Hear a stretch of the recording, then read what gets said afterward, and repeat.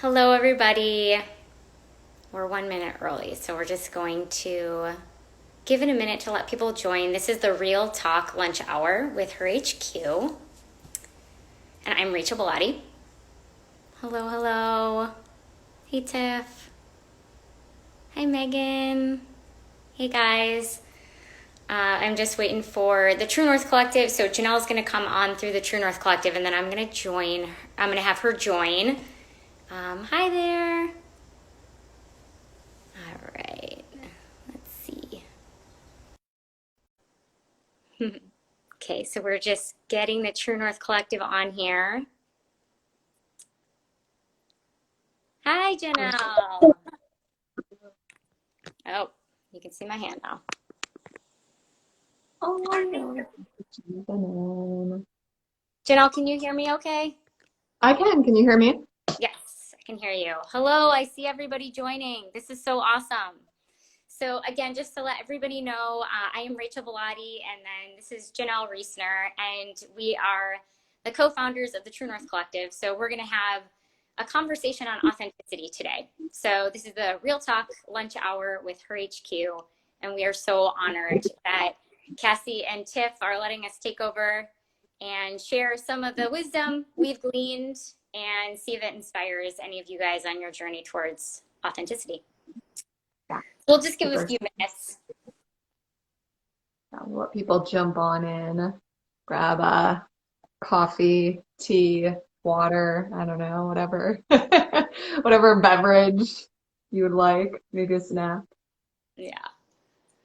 Yeah, Oh, truly, thank truly, this is you. going to be a conversation, and we'll give a little bit of background as to who we are and why we feel semi-qualified to have this conversation. Um, yes, we totally agree. Authenticity and vulnerability is the only way. Yeah. Especially during the heightened awareness of what's going on in the world, that has been more true now than ever before for us. So, and know this is like a co-created learning space. So feel free to share your wisdom too. We're just two humans Trying to figure it out, right? trying to figure it out one day at a time. Exactly. Yeah. All right. I'm going to say let's get started. We Well, have about 30 minutes of content created. There will be space for Q&A at the end. There won't be a hard stop or anything like that. So we'll stay on as long as you guys want to continue discussing with us. Um, Before we dive into the 5 insights that we've taken away from the last 3 years of being in these conversations, we just wanted to ground in who we are. So, like I said, I'm Rachel Bellotti, and I'll let Janelle introduce herself in a minute. I'm a life and soul coach. Um, I am a meditation guide. I am a road trip junkie. I'm a self-proclaimed weirdo, working every day to more embody my weirdo, because I think that's where I light up in the world. And we're both just obsessed with the idea of authenticity. That's how we came together. We first met in Milwaukee and started having these conversations with not just us, but a lot of people, and realized, man, this is like figuring out who to be yourself or how to be yourself and what that actually means is really fucking weird and crazy. And like, what is it? And so as we were having these conversations, we were like, we've got to capture this. And so we started a podcast called The True North Collective. And that has been, we're in season 3. We've had over 50 episodes, I believe. Yeah. we're actually 51 now, so Yeah, yeah. So we're just having conversations with all sorts of different people about the different facets of authenticity. Um, and now it is becoming more of a lifestyle brand experience. We are getting lots of feedback from our community that they want to be a part of these conversations too. So we're capturing them organically. The real life documentation of everyday people fearlessly finding their true north is our kind of phrase. And as they are listening to the podcast, they're like, I also want to be a part of this. So we've started to expand into other offerings like the collective, which happens once a month. where everybody can come in digitally and have the open conversation. We're having workshops that take different aspects of authenticity and create a space for self-exploration, inquiry, community. So that is the True North Collective. Janelle, I'll let you introduce yourself and then we'll dive in. Cool. Yeah, I'm Janelle Reesner. As Rachel mentioned, we met each other in Wisconsin, so I'm a Wisconsinite, born and raised. Currently out on the West Coast though, so I'm excited to interact with the Dallas community, where Rachel is. My background is in business as well as fitness. So I used to run a boutique fitness studio, personal trainer, been teaching group fitness classes for many years, and dabbled in the entrepreneurial life many times in and out, just learning. So that is a little bit about me. I also have two dogs. You might see them jump around, getting a shot. They also love the limelight and the attention. Cool. So Janelle, do you want to just give a heads up as to why we decided to speak to this today? Yeah, so there has been obviously a ton going on. 2020 has been a hell of a year. And Rachel and I have been having these conversations, as we mentioned, with everyday humans, really like basically anyone who's willing to talk with us. We'll be like, come on the podcast, let's have a conversation. Which has been really cool for us just to learn from other people, to be able to not only process and share our own stories, but really see how things in maybe the form might look different of how we're living our lives, but the essence of everything, we all experience pain, we all experience happiness, we all experience joy. And as we've been having these conversations, I know Rachel and I both just been learning, processing, taking it all in, and also asking the really big, kind of scary questions on like, what does it look like to be you? What does it look like to trust your intuition? And from that, we've just been learning and collecting really data from our experiences, from other people's experiences, to be able to figure out how do we stay in a space where we're showing up as our authentic selves as much as possible, because it's definitely not 100% of the time. It is a challenge. Yeah.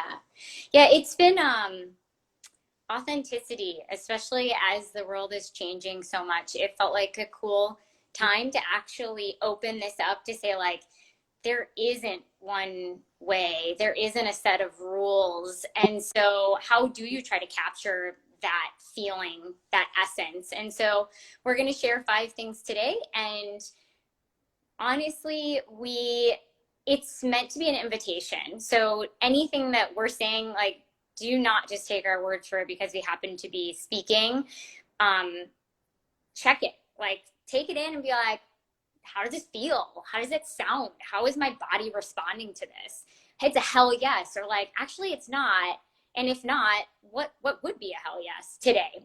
Um, because it is a journey, and it's not about getting to any one specific set of rules. And that's kind of what we've found in all this. The cool thing is that these conversations could really go on forever, because it is part of the evolution of being human, is figuring out who you are today again and again and again. So that's what this space is, for you to really find your way through alongside us.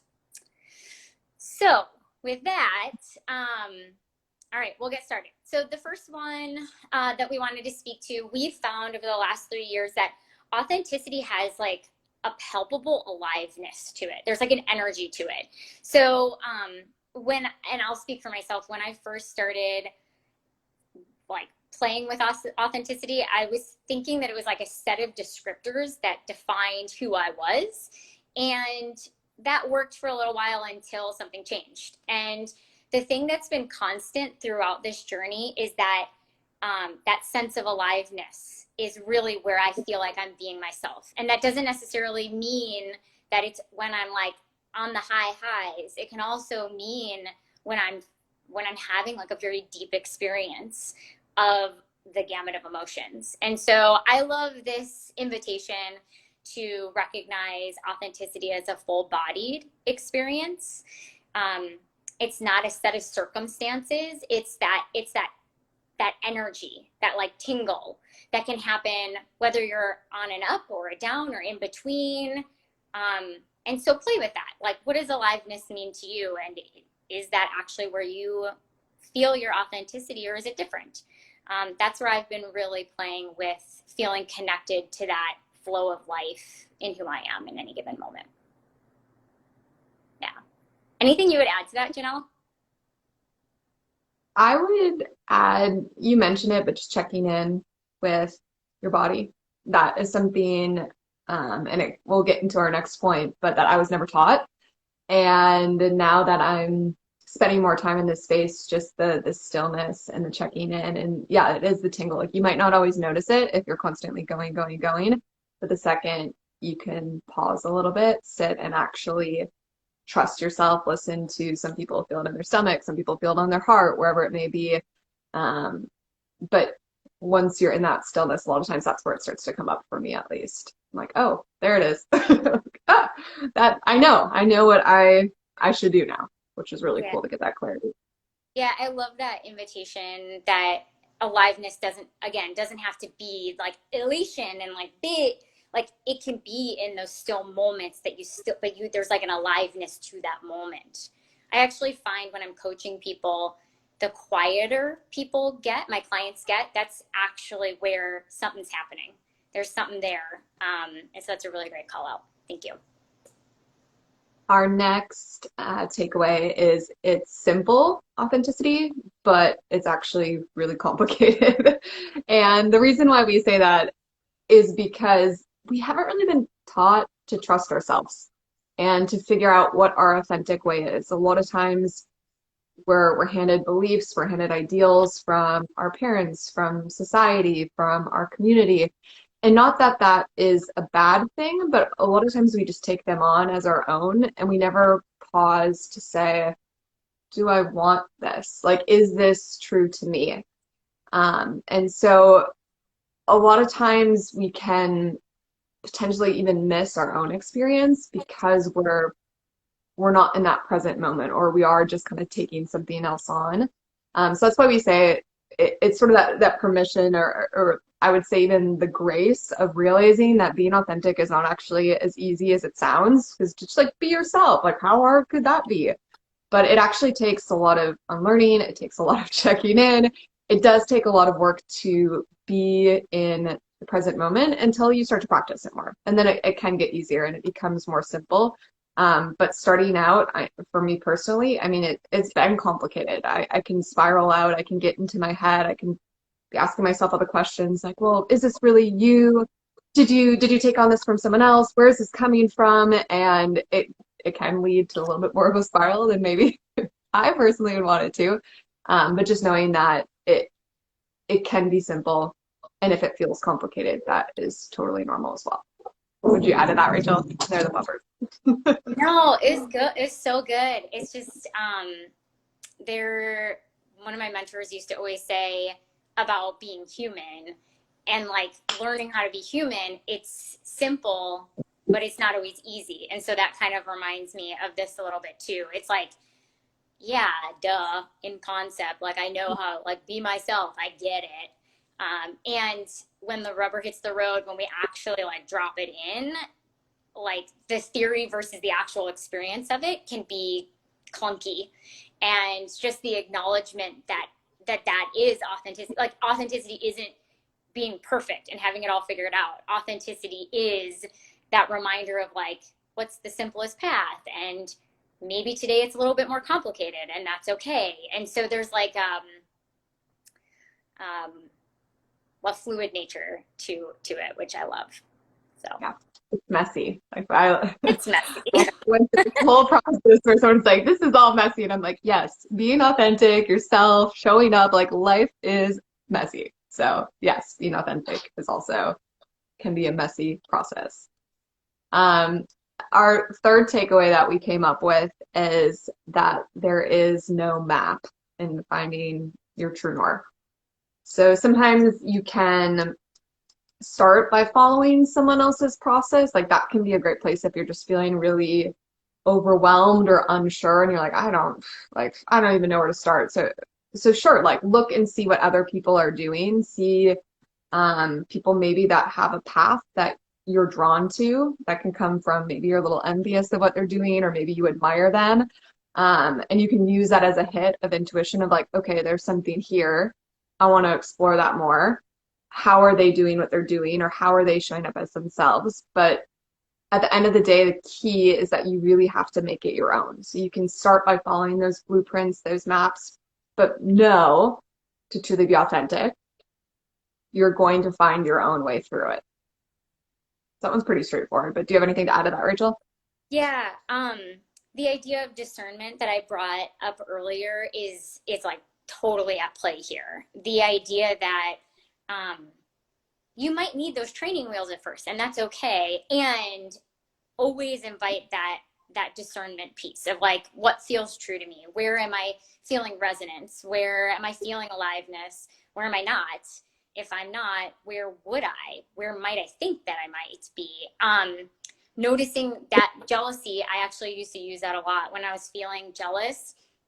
I'd be like, oh, there's something here that I actually want for myself. So what can I bring into my own space versus becoming pitted against, which also is a practice. But um, yeah, ultimately, really just knowing that it's okay to follow somebody else's path and recognizing in that the truly sustainable authenticity comes from when we make it our own. And so in that journey of using other people's clothes or hats or however you want to say it, always giving yourself that space of like, how would this be more mine right now? And it's okay if I'm still using these training wheels. The other thing that came up for me in this one was giving yourself permission to talk about it along the way. And I know from our conversations that has been some of the most helpful for me is to just hear other people. Somebody said earlier vulnerability, like the ability for people to really show up vulnerably as themselves and to share like this is where I'm at with this, and not having to have it look any certain way. um, it has been super important because it's been permission giving for me to be okay with where I'm at, knowing that that's allowed to change and adapt. And it can, in essence, we're all kind of working towards what does it look like to be ourselves. Um, and the form of it can be different. And when we talk about it, it's out there, so that we're not like hiding anything or the unspoken defaults to the only the things that we're seeing versus allowing more versions to be seen and heard, if that makes sense. And it allows you to feel seen and heard, which is something that, I mean, we all want to feel seen, heard, understood. So by putting it out there, it can really drive and fuel connection. And that is something we're all striving for and For just sure. be accepted for who we are. Yeah, it's so crazy to me, even just asking people, what does it feel like to live your true north? Like that question has elicited the gamut of conversations. We have no idea where it's going to go. And there's so much depth and life in it and relatability. Even if, again, if like the specific, each person's story and experience is their own, and there is like the curiosity around that is so like really to understand like and honor that perspective, and then to give yourself the space of holy shit, I can totally relate to that but from this other form. And I never would have known the universality if we hadn't given the space for that to exist, for both stories to exist, for the curiosity and the listening to exist. So that's a really cool part of this in finding your own authenticity, um, and finding your own map, recognizing that there is no map, and so therefore a lot of different maps can exist. And what does that look like when they do? Are there any examples, especially from maybe the podcast, that come to mind when you think about the shared experience that you're bringing up right now? Um, I mean, I know there's been so Vinny is a guest that we had on in season 1, and he came through um, the November Project. So he decided to do a road trip for his 30th birthday and go to all the different November projects. And I was an avid November Project person at the time. And in his story, he shared that he was a cancer survivor, as am I. And so I hadn't really like openly had those conversations with people, but I went to the November Project that he was at. I met him over that. But when we actually started talking, our cancer stories were totally different. And so here I thought I was going to connect with this person because we both had cancer as teenagers. And like, I thought I was going to finally find this person who understood me. And the fact of the matter is that it was totally night and day different. And so the form was actually the same, but the essence of our experience was different. But the essence of my cancer story actually related to the essence of an aspect of who he was that was totally unrelated. Like I could never understand that form at all as a female. And when I was sharing my cancer story, he was like, that's what it feels like for me as a man in this situation. And I was like, holy shit. And so that's probably the biggest example that I can think of is that, you know, if I would have just assumed that had the same story because we both had cancer, I would have missed his story. And we were actually able to connect and relate over something totally seemingly unrelated because I'm not a man, and there were other elements to the story that I'd never experienced before, yet in essence we could actually connect. So I don't know if that makes sense, and I'm trying to keep his story that's his, so I don't want to necessarily bring that to the forefront without his permission, but that was probably the thing that was the coolest for me. Cool. Yeah, Thanks for totally. So the next idea around authenticity we wanted to share was that it's a fluid dance. So I had spoken to fluidity earlier, but it's really this fluid dance in this moment right now. There is something that we often play with around like what is actually real, like what is actually reality. And we only really have like this moment. And then like the second I say this moment, it's gone.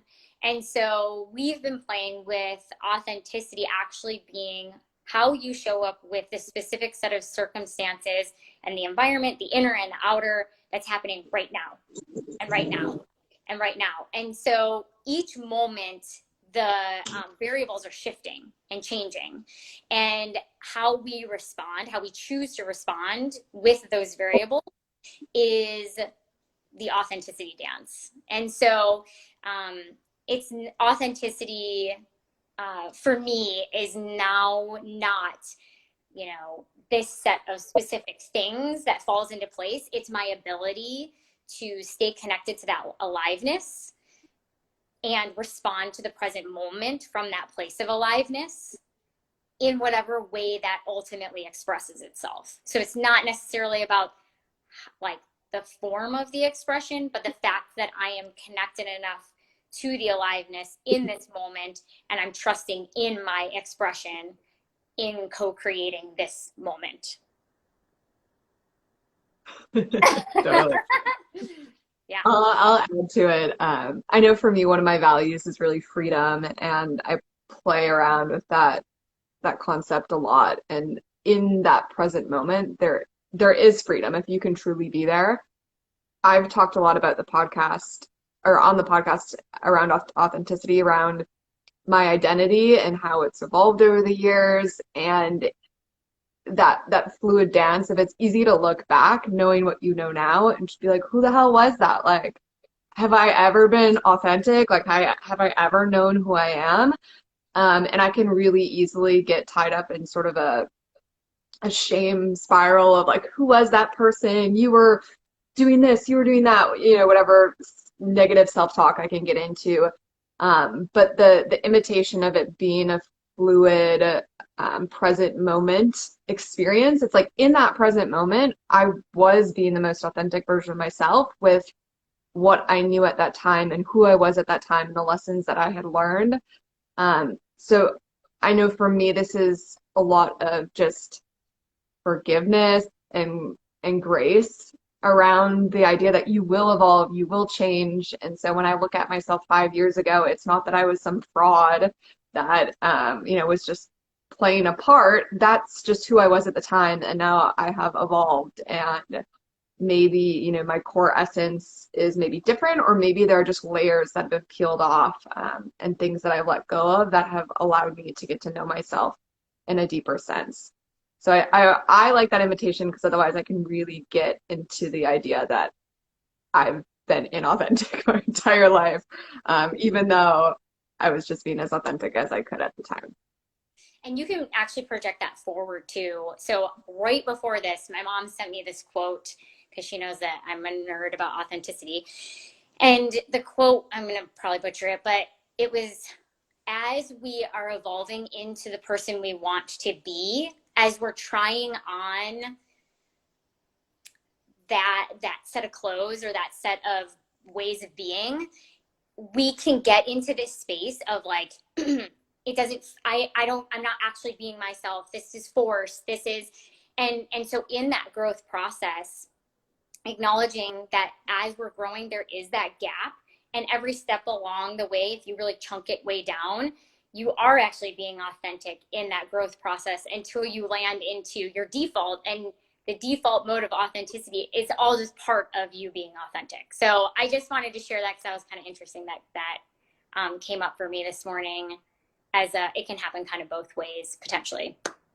The other thing with the fluid dance, I've been playing with the yin yang symbol a lot, and I don't know a ton about the Tao or the Tao, but I'm loving the idea of it, where it's the yin yang is all about, in any given moment, you might need 1% of the dot, or you might need 99% of these different elements. And so if you think about that trusted surrender or that fluid dance with the present moment, it's this dance between taking control, but then also allowing. There's like a co-creation. We can't control everything, but we can control some things.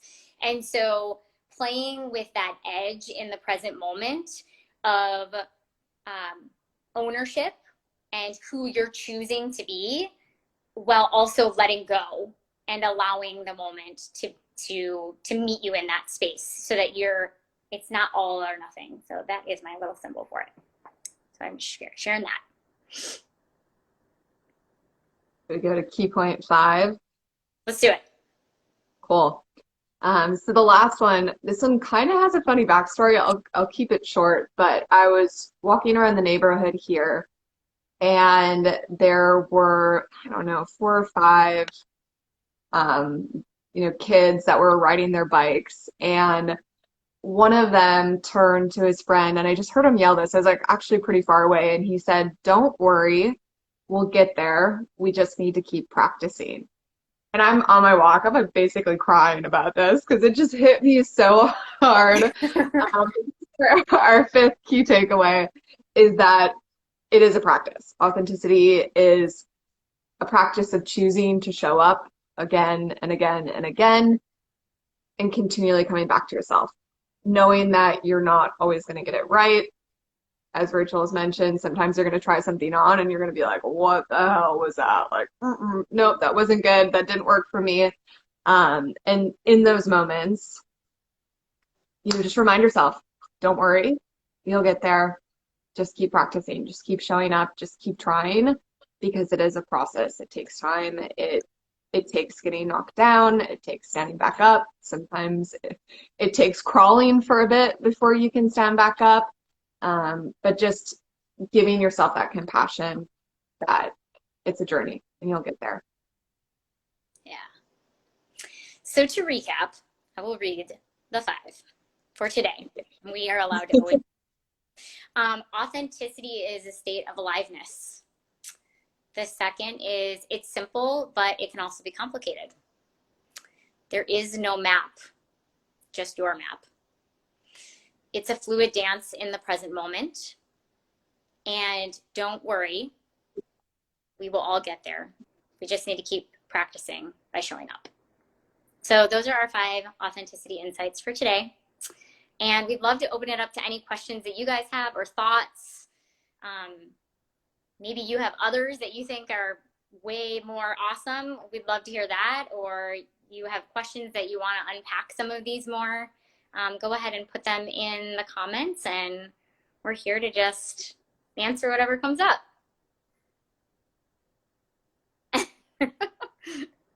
And while we're getting our comments written down, I'll add in, Rachel had mentioned the collective earlier in this. We do have one coming up on July 9th at 11 a.m. Central Time. And that is just our community where we discuss different topics that we're wrestling with. This month of July, it's going to be on self-sabotage. So in what ways do we hide from ourselves, and what ways do we self-sabotage? You can check that out on our Instagram. We'll send out a Zoom, and there'll be a link for that if you want to join us and continue to have more conversations. And I actually would love to hear from, I'm just going to ask the question. This is how we always end our podcasts. Not that this has to end this conversation, but if you were going to sum up how you live your true north in one word today, what would that look like? So if anyone has something come up, feel free to write that in the comments. I'm kind of checking in with myself if there's anything that's coming up for me today.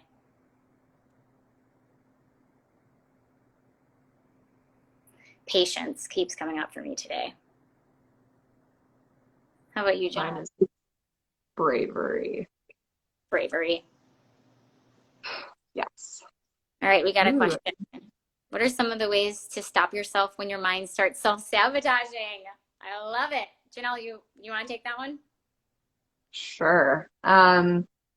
So I can be a very visual person, and one thing that I do if I'm starting to spiral, so depending on what the self-sabotage is, sometimes for me it can be obsessive thoughts, it can be just negative self-talk. I actually visualize a stop sign in my head, and I will tell myself, stop. Like I will see the stop sign, I will tell myself stop, I'll take a couple breaths. Like sometimes if that doesn't work, I might also distract myself. But that was a practice I think I picked up from some other podcast or resource that has been really helpful for me in those moments where I'm just starting to go down a spiral.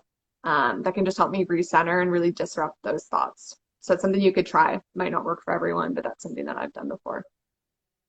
Yeah, I'll share for myself, putting my hand on my heart, and usually I'll end up closing my eyes so that I can connect. There's a heart math breathing technique that allows you to drop into a state of resonance with your breath and your heart. So I will do that first. And then once I've calmed down, I'll ask myself, who is talking right now? So that usually can give me an indicator of, sometimes it's an inner child, sometimes it's an inner critic, sometimes it's my dad. Like it can be all sorts of things. And so to really almost put, similar to a visualization, like it can put a bit more context to the thing, and I can become, it makes it easier for me to become an observer of that, and then I can kind of play with it how I want. So when I remember, so that's the other part, is paying attention to what my body sensations are telling me, so that I can like feel it in multiple levels of like, oh, this is when I'm in my head, and I can actually disrupt it. Yeah, great question. Yeah. Not to qualify it. Yeah. The awareness piece always is like the first step, and however you choose to find that awareness that you're doing it, it's like, oh shoot, here it's happening. Yeah. What other questions you guys have about authenticity?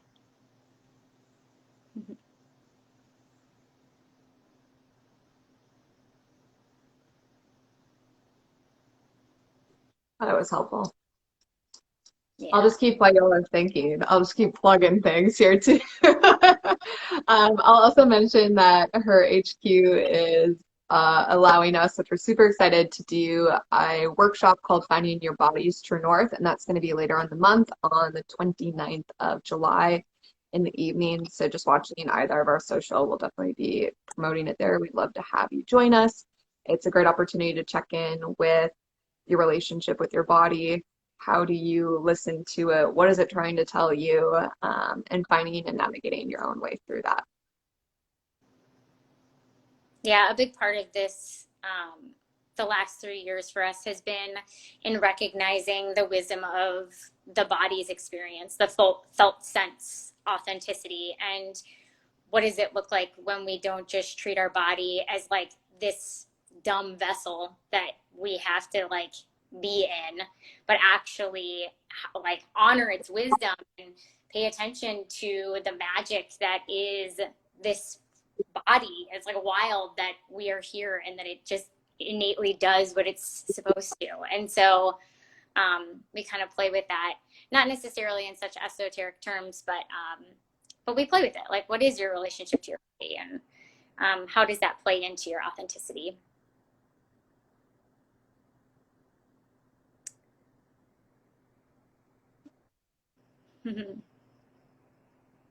Last call on questions. And know too that you can follow us on the True North Collective _ so it should be up at the top left, I believe. So if you walk away from this conversation and something pops up, that always happens to me. I leave and then I'm like, oh, this is a question I have. Feel free to ping us and ask, or if you're like, most likely we will say to you, do you want to have the conversation on the podcast? Because most likely people will be able to get out a lot out of that. And you can always say no. But know that we are open to any questions at any time, and we love this stuff, and you can't do it wrong. So any question is welcome. Yeah. And thank you for Her.HQ for having us on. Yeah. Yeah, you guys have such a cool space and community. So thank you for being open to this dialogue today. All right, Janelle, any final words? I don't think so. I'm just grateful to be here. Yeah, same. I have such a sense of aliveness from this conversation. So thank you all. Thank you all for existing, and thank you all for being here. Thanks, everybody. Bye. Bye.